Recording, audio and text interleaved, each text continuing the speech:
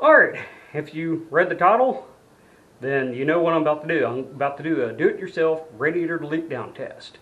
Okay, now this is going to be on the Ramcharger. I pulled the other radiator out because it did leak and it wasn't quite the right one.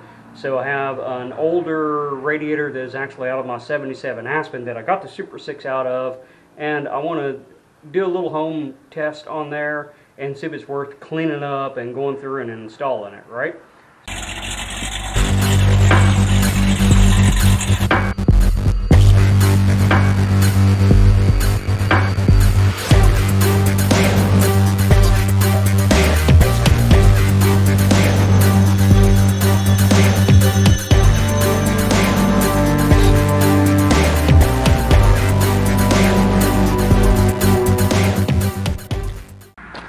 What I've done is I've gone through and figured out a hose that fits there, and this is an 1.5 inch little plumbing piece that I got for like $1 or something.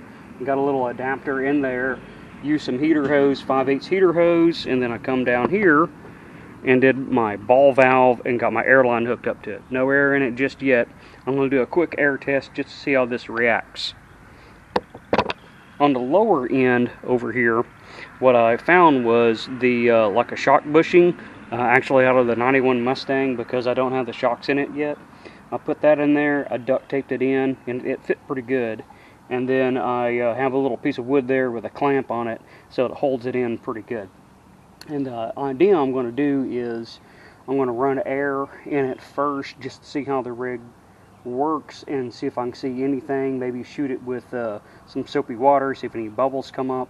Then I think what I might do, not for sure on this, but I think what I might do after that is fill it full of water and then come through and do the same test again and see if I see water shooting out.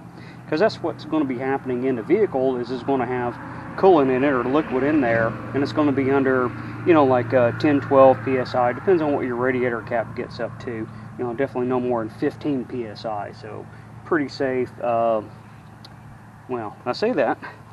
Some of y'all probably think it's super sketchy, but guess what? You're wrong. It's not super sketchy. It's moderately sketchy. Okay, 15 psi. Hook up here, and then I'm going to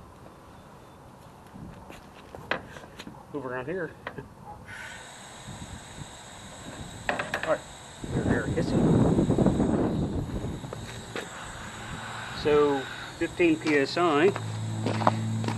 Air hissing, so that cap is not holding pressure right now at 15 psi. It could be a 12 psi, but nothing blew up, so that's good.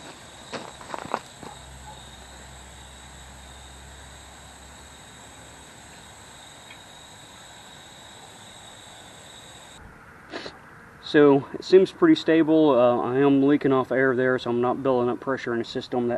That's just an old cap, so I don't know if it what it's doing. So I'm going to replace that and try this again.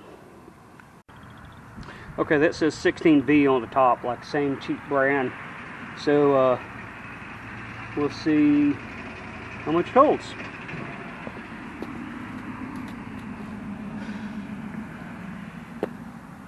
Oh, much better. Yeah, that other cap's just done.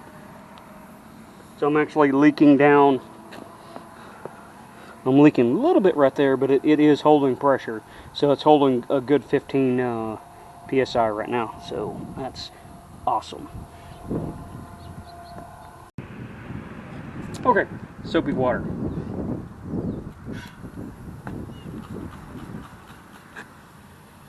Okay, so I get bubbles. My test works. So I'm just going to go over to the radiator now.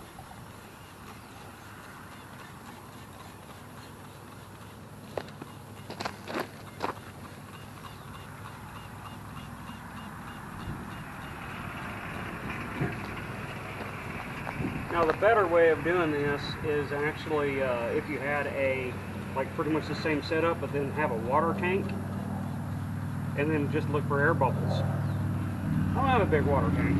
I do have a pond though.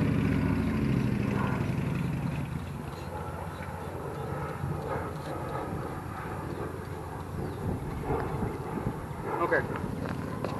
I'm pretty confident I want to proceed with the water test, but I'm not seeing any bubbles come up. I am spraying it a little lightly, but We'll see. Time to make a mess.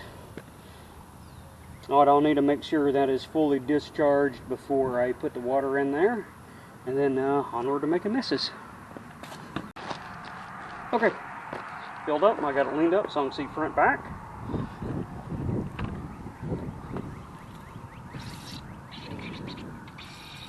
Oh, there's my leak there. Right. You see, the water's finding this stuff I didn't quite find with the air bubbles. And like I said, if I had a big tank to put it in, oh, it looks like my little tape thing down there is leaking. I'm not seeing any leaks on it, so that's good.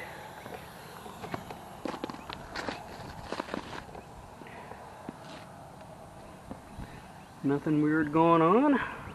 Alright, I'm going to clean this up. Now, I want to clean up. I'm going to use Super Clean and a brass brush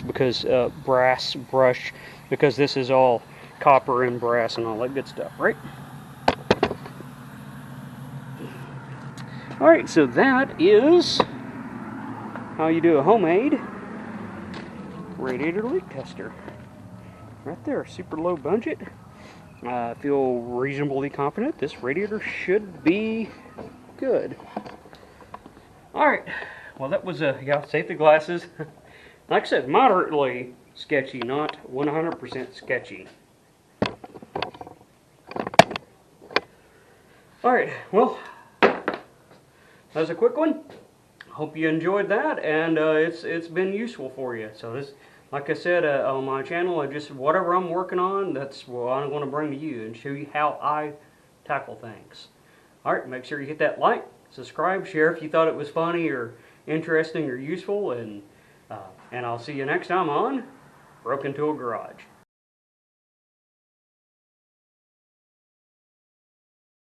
Make sure to or don't be afraid to comment. It is the end of the day and I'm tired. Let me try that one again. Air compressor got me.